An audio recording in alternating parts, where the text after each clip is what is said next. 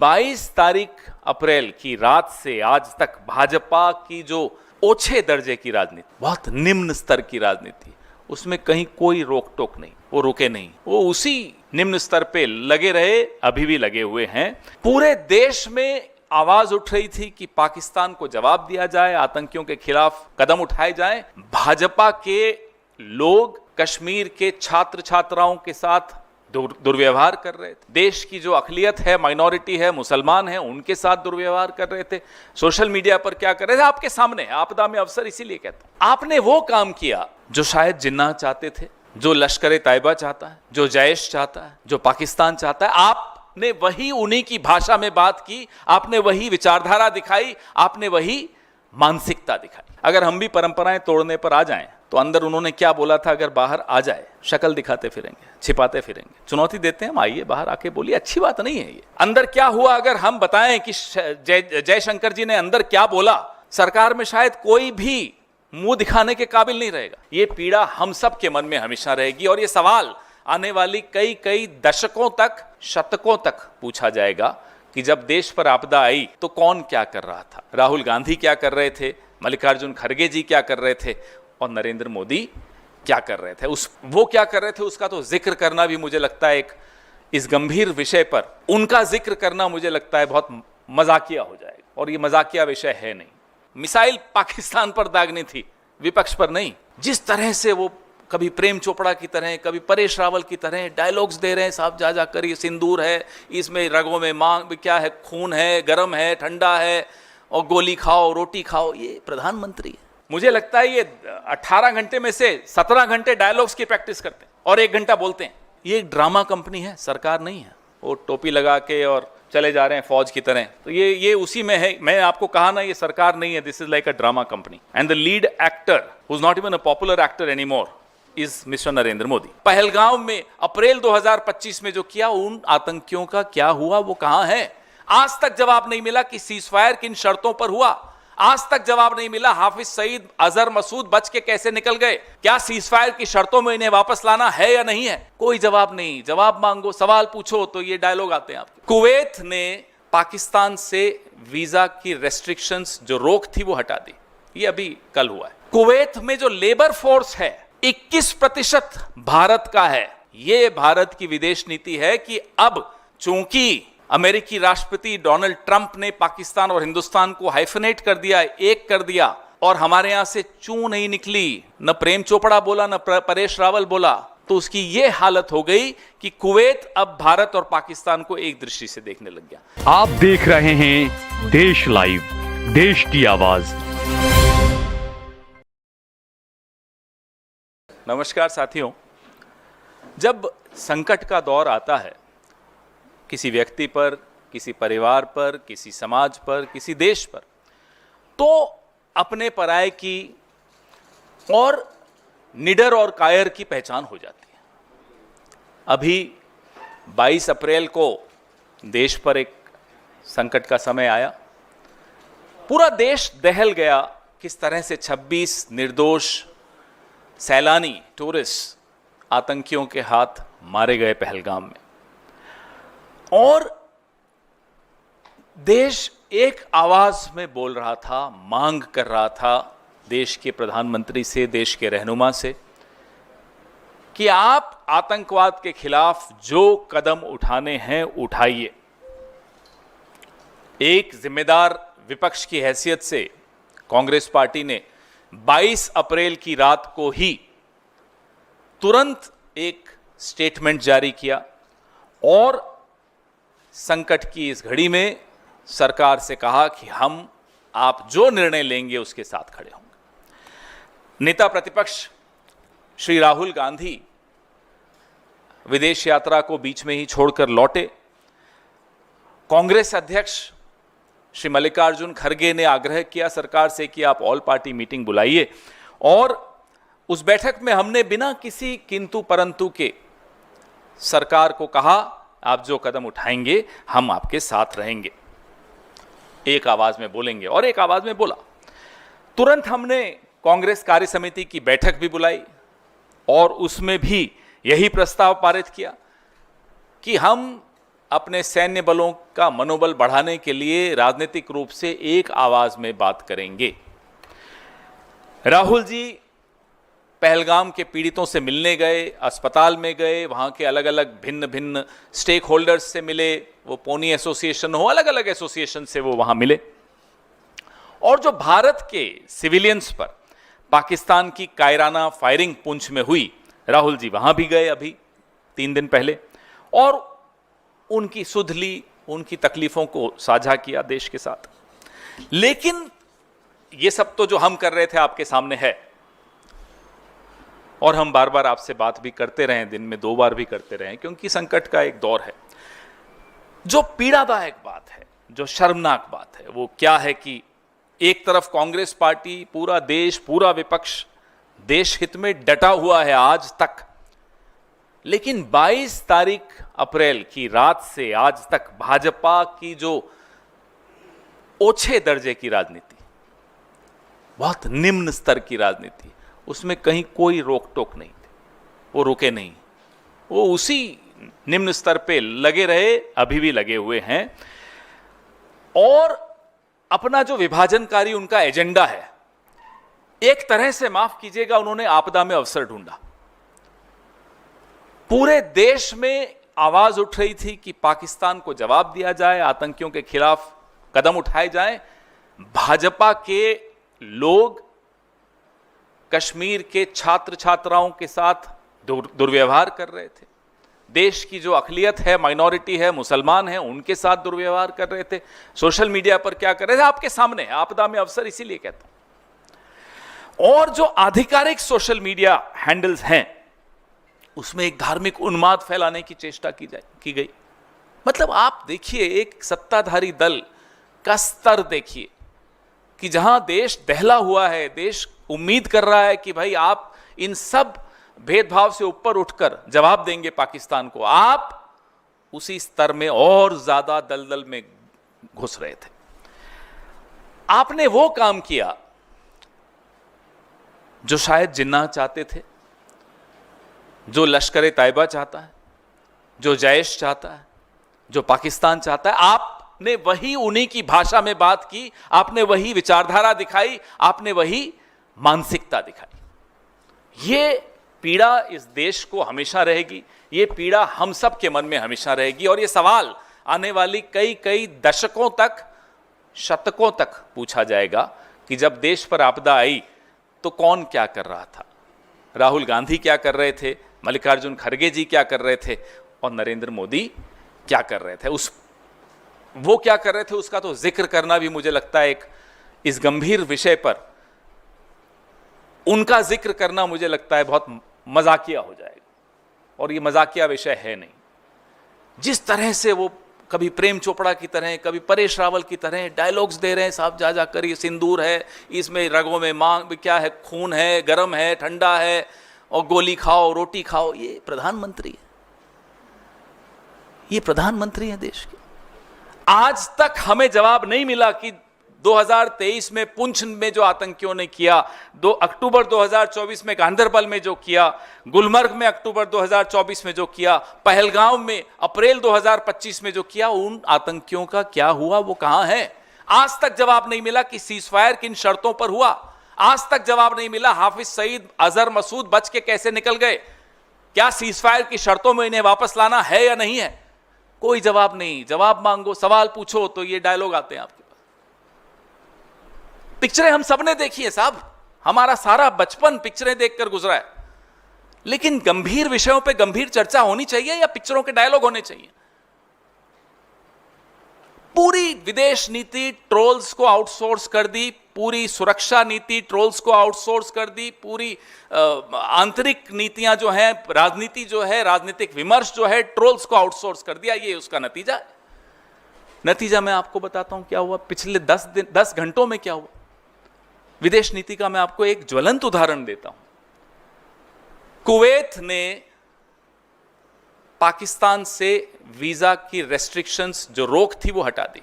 ये अभी कल हुआ है। कुवैत में जो लेबर फोर्स है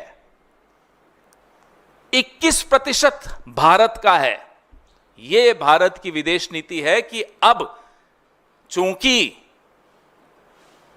अमेरिकी राष्ट्रपति डोनाल्ड ट्रंप ने पाकिस्तान और हिंदुस्तान को हाइफनेट कर दिया, एक कर दिया, और हमारे यहां से चू नहीं निकली, न प्रेम चोपड़ा बोला न परेश रावल बोला, तो उसकी यह हालत हो गई कि कुवैत अब भारत और पाकिस्तान को एक दृष्टि से देखने लग गया।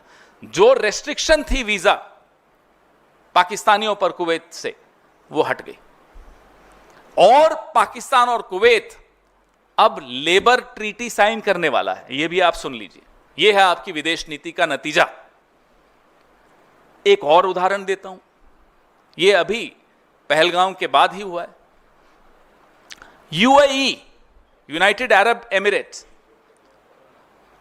पाकिस्तान और भारत की हाइफनेशन का नतीजा देखिए कि 5 साल का वीजा की अनुमति पाकिस्तान को भी दे दी। यह स्थिति अब हमारी विदेश नीति की हो गई है। हम रोज कह रहे हैं, पिछले 1 महीने से कह रहे हैं कि साहब, एक नेपाल और भूटान तक नहीं बोला जब भारत पर संकट आया। किसी एक देश ने पाकिस्तान को आतंकी देश नहीं बोला। हमारी जुबान अकेले हम बोलते रहे, हमारी बात में बात नहीं मिलाई किसी ने। ये विदेश नीति की कमजोरी नहीं है तो और क्या है।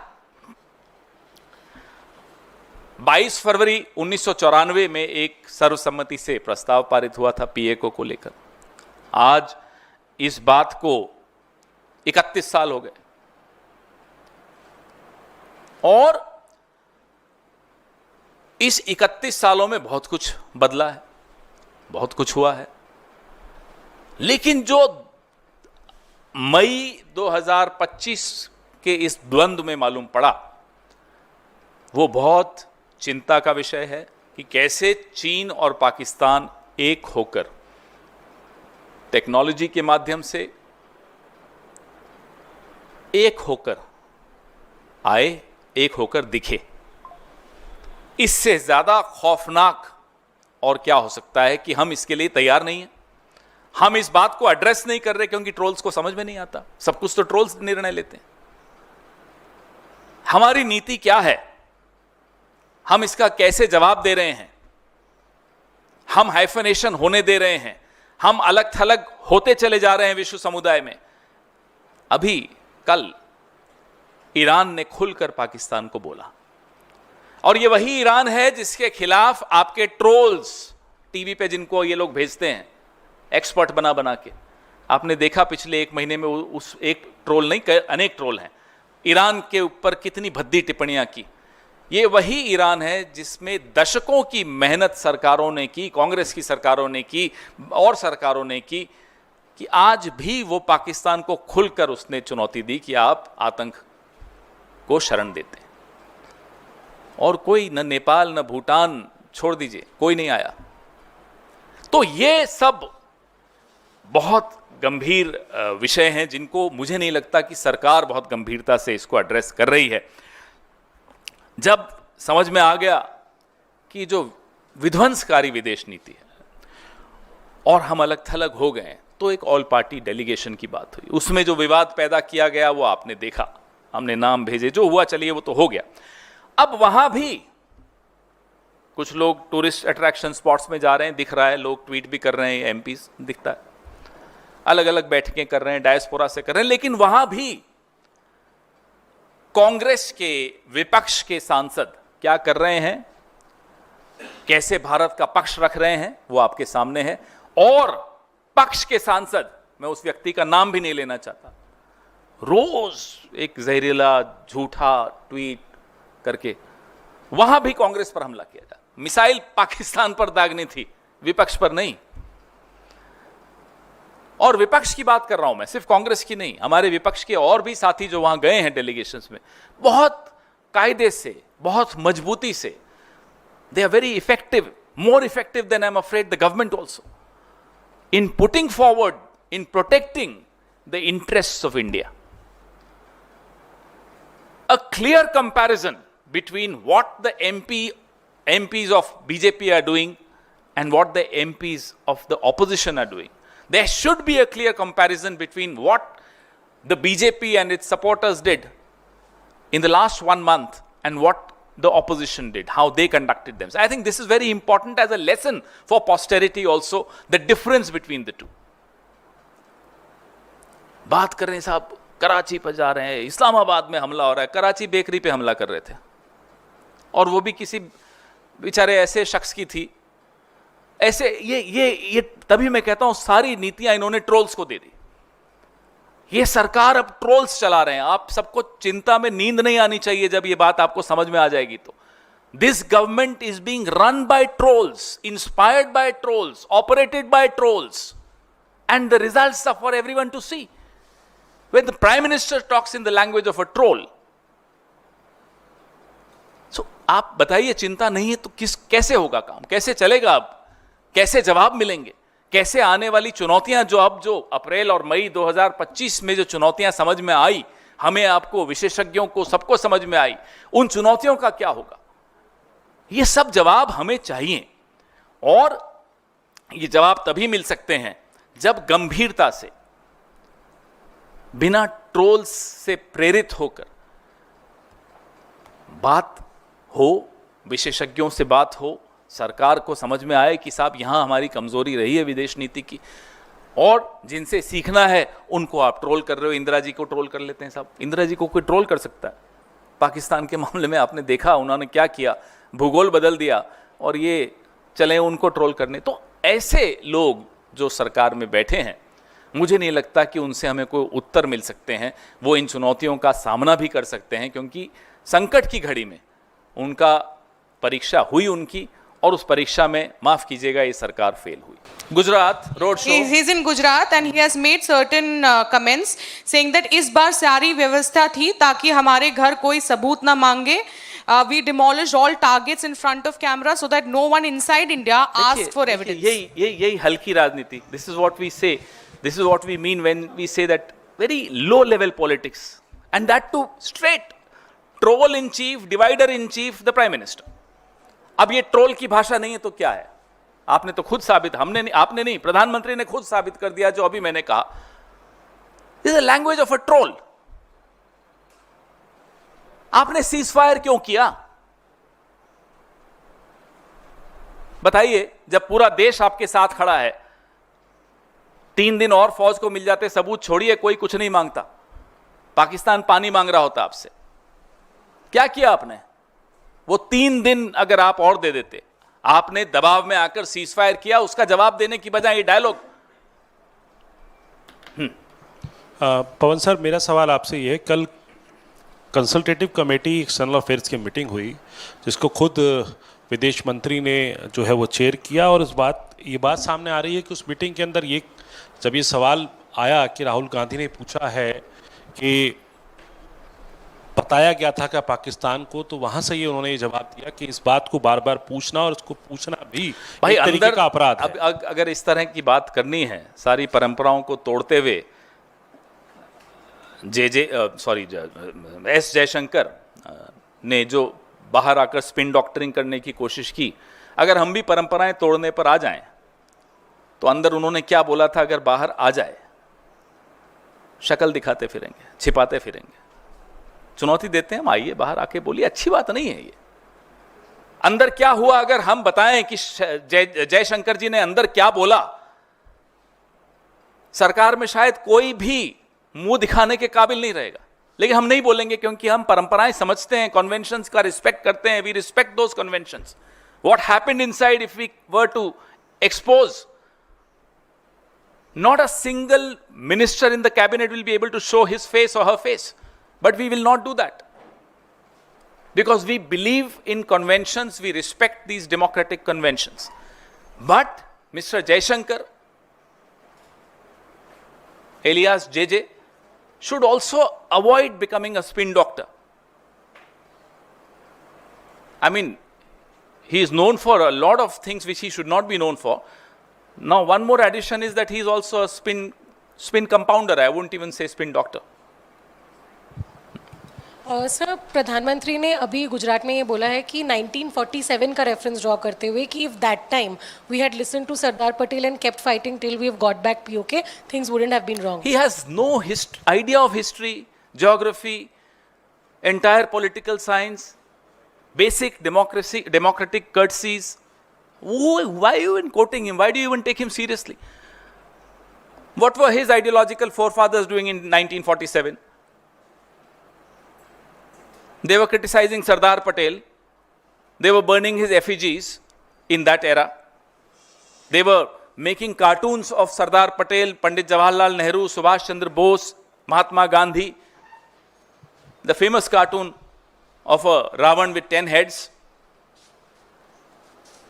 So, don't take the Prime Minister seriously. I don't think his cabinet takes him seriously. I don't think the RSS takes him seriously. I don't know why you keep quoting him.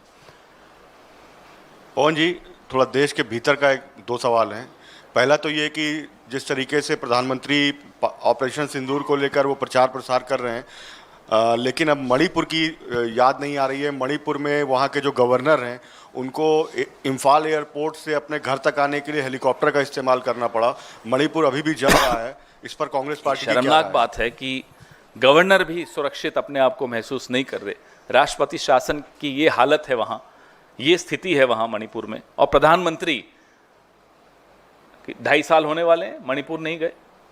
हम लोग कई बार हो आए, राहुल जी कई बार हो आए, खरगे जी हो आए। मरहम लगाने की जरूरत होती है। देश का अपने आप को राजा समझते हैं, अलग अलग वेशभूषा में दिन में 4 बार नए नए कपड़ों में दिख रहे हैं। आजकल फौज की भी ड्रेस में उनकी होर्डिंग्स लगी हुई हैं। ये प्रधानमंत्री हैं कि आप मरहम लगाने मणिपुर नहीं जा पाते और यूं दिन भर डायलॉग दे रहे हैं, रगों में खून, रगों में सिंदूर, सिंदूर ठंडा, खून गरम, खून ठंडा, सिंदूर गरम। क्या है ये? मजाक बना रखा है इस पद का। कोई मर्यादा है या नहीं इस पद की? इस पद के साथ जिम्मेदारियां जुड़ी हैं, डायलॉग बाजियां नहीं जुड़ी हैं। और उन जिम्मेदारियों में मणिपुर जाना भी लिखा है, जख्मों पर मरहम लगाना भी लिखा है। अपनी जिम्मेदारियों से बिल्कुल दूर भागने वाला व्यक्ति दिन भर, मुझे लगता है ये 18 घंटे में से 17 घंटे डायलॉग्स की प्रैक्टिस करते हैं और 1 घंटा बोलते हैं। सर एक और सवाल है सर। चौथी अर्थव्यवस्था भारत बन चुका है, ये कल नीति आयोग के सीईओ ने बयान दिया। उसके बाद तमाम मंत्रियों ने इसको एक उपलब्धि के तौर पर बताया मोदी सरकार के। और उसके बाद अब सफाई आई है कि हम नवंबर दिसंबर तक चौथी अर्थव्यवस्था बनेंगे। अब पहले से ही तारीफ करनी शुरू कर दी। ये हालत है इनकी। डेडलाइन 2047 की हर चीज के लिए कर चुके थे, फिर ये नया आंकड़ा लेकर आए, या हम जापान से आगे बढ़ गए, फिर याद आया कि नहीं अभी बढ़े नहीं हैं। और नीति आयोग में कल एक बड़ी और रोचक बात हुई परसों। नीति आयोग ने कहा सबको कि भाई तुर्की का मॉडल अडॉप्ट करना चाहिए। ये टर्की का मॉडल अडॉप्ट करने के लिए कहा जा रहा है नीति आयोग की रिपोर्ट में। आपने नहीं देखा? देखिए ना, मैं पढ़ता हूं आपको। NITI Aayog report published on Monday has mentioned Turkey as one of the nations from which India should adopt global best practices to address and bridge the skill gaps in the country's medium enterprises. Skill gaps को ठीक करने के लिए नीति आयोग कहता है कि Turkey का model adopt कीजिए। ये जो मैं कहता हूं आपको, नीतियां सारी ट्रोल्स के हाथ में दे दी। नीति आयोग को बेचारे को पता नहीं चला कि ट्रोल्स क्या कर रहे हैं। ये स्थिति है। और नीति आयोग को छोड़िए, जब पूरी सरकार के लेफ्ट हाथ को नहीं मालूम कि राइट हाथ क्या कर रहा है, तो यही होगा ना। जापान से आगे बढ़ गए जी, अभी 2-4 महीने दे दो, अमेरिका से आगे बढ़ते हुए दिखा देंगे और हमारे ट्रोल्स मान भी जाएंगे, जय जयकार भी हो जाएगी। मोदी जी फिर नई कोई वेशभूषा में आएंगे और निकल पड़ेंगे, साहब ये भी हासिल कर लिया, मेरी रगों में व्यापार है, मेरी रगों में एक इस वाली रग में व्यापार है, इस वाली में सिंदूर है। पवन जी, सर, यूपी सरकार ने फैसला किया है कि अब जो भी शादी यूपी में होगी उसमें सिंदूर दान गिफ्ट किया जाएगा। वहीं आपके यूपी के अध्यक्ष कहते हैं इन सवालों पे क्या जवाब दें भाई? पहलगाम के में जो सिंदूर उजड़े हैं, क्या उन आतंकियों को आप लेकर आए हो? क्या सीजफायर में वो आतंकियों को लाने की शर्त रखी है? प्रधानमंत्री तो वहां गए भी नहीं, वह छोड़ दीजिए। ये सिर्फ जो एक ड्रामा वाली कंपनी हो ना, वैसे सरकार चल रही है। कोई डायलॉग देता है, कोई नए नए शिगुफे छोड़ता है, लोगों को, दर्शकों को कैसे मनोरंजन मिलता रहे, तालियां बटोरते रहें। ये एक ड्रामा कंपनी है, सरकार नहीं है। पवन सर, अध्यक्ष आपके कहते हाँ जी। Sir, as Congress party has decided to hold the Jai Hind Sabha tomorrow, there is going to be a Sabha in Delhi as well. Now the question which the BJP is raising, that on one side Prime Minister is giving a stern message to Pakistan, but on the other side it is the Congress party which is basically doubting our armed forces. How do you say? What is this? Why do they keep hiding behind the armed forces? Armed forces have done their job. They could have done more if we had given them time. The government did not give them time enough. Government rushed into a ceasefire. The questions are being asked to the government, and the government is so afraid of responding to those questions that they'll hide behind the armed forces. You give them 2 more days and see what the armed forces are capable of achieving. But we'll ask questions to the political leadership. We have a brave army and a coward as a prime minister. We have a very brave forces, but a very, very coward kind of a government. So we have every right, and it's our duty to ask questions to these cowards who are occupying important positions in government, Prime Minister and others. Pawan sir, Brijbhushan Sharan Singh को कल अदालत से राहत मिल गई है इस मसले पर आपको हैरानी हो रही है? उन्हें भी हैरानी नहीं हुई। देखिए, हम लगातार प्रधानमंत्री से आग्रह करते आए कि आप आइए ऑल पार्टी मीटिंग्स में। प्रधानमंत्री उसका जवाब तक नहीं दिए। ये तो इस व्यक्ति का नैतिक बल है कि विपक्ष की चिट्ठी तक का जवाब नहीं दे सकता। हम यह भी कहते आए कि आप एक स्पेशल सेशन ऑफ पार्लियामेंट, विशेष सत्र बुलाइए संसद का, उसका भी जवाब नहीं आया। और ऐसे व्यक्ति से किस भाषा में कौन कैसे बात करे, अब उसमें रुचि भी देश की खत्म हो गई है। क्योंकि इन्हें तो जो अपनी राग अलापनी है, वो टोपी लगा के और चले जा रहे हैं फौज की तरह। तो ये उसी में है। मैं आपको कहा ना, ये सरकार नहीं है, this is like a drama company. And the lead actor who is not even a popular actor anymore is mister Narendra Modi. Pawan ji, BJP के राष्ट्रीय अध्यक्ष 7 और 8 जून को पीसी करेंगे और उसमें संकल्प से सिद्धि अभियान की शुरुआत की बात कही जाएगी। संकल्प से सिद्धि जो अभियान है, इसमें ऑपरेशन सिंदूर का भी जिक्र किया जाएगा और बताया जाएगा किस तरह से इसमें बीजेपी ने सिद्धि हासिल की है। ये करें तो कुछ गलत नहीं। ये ऑपरेशन सिंदूर का सहारा लेकर पूरे देश में प्रचार करते रहे, ये इस सवालों के जवाब दिए बगैर कि पहलगाम में हुआ कैसे ये हादसा, पहलगाम की विधवाओं के साथ न्याय हुआ या नहीं हुआ, सीज फायर क्यों हुआ, अमेरिका क्यों बीच में पड़ा, अमेरिका और भारत, पाकिस्तान और भारत का हाइफनेशन कैसे हुआ, क्यों हमारी विदेश नीति फेल हुई, तमाम सवालों का जवाब नहीं देंगे।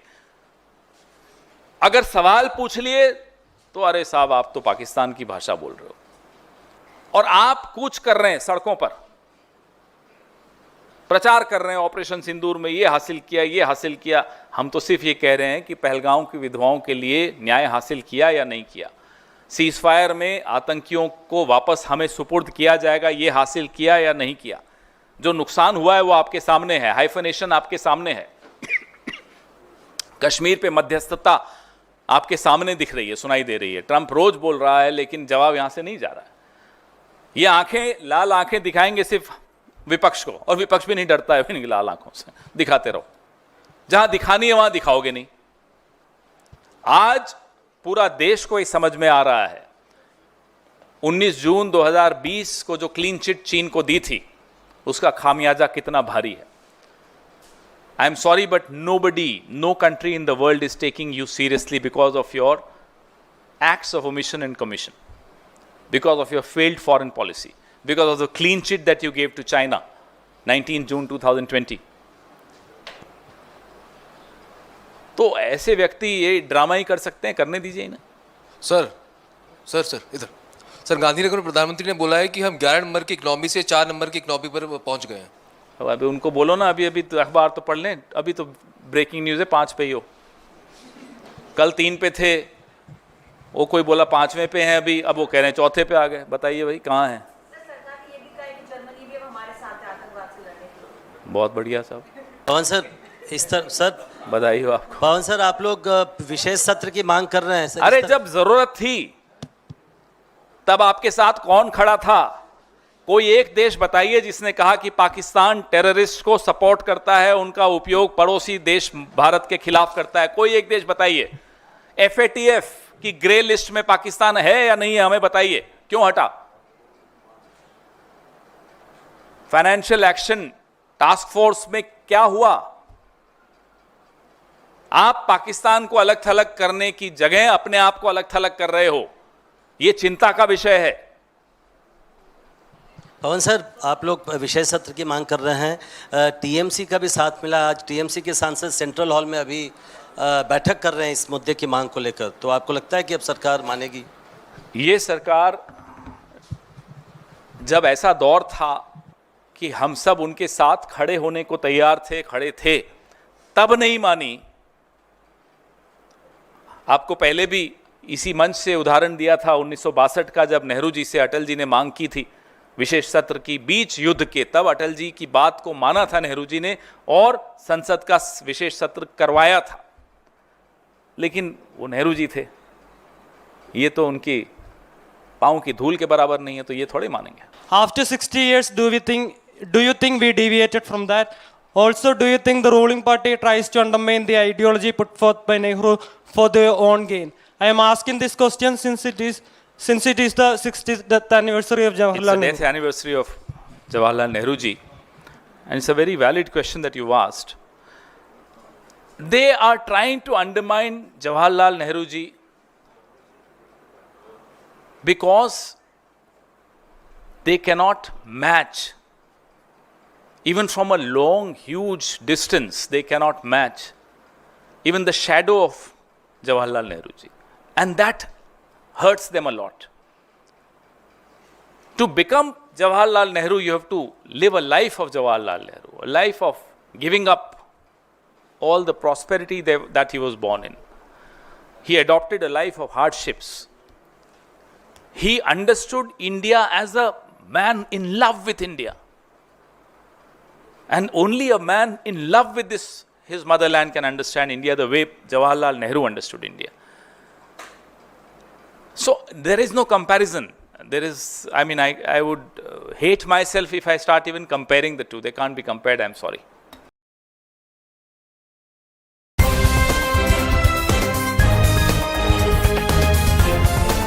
देश और दुनिया की तमाम छोटी और बड़ी खबरों के लिए हमारे चैनल को सब्सक्राइब करना न भूलें और बेल का बटन जरूर दबाएं।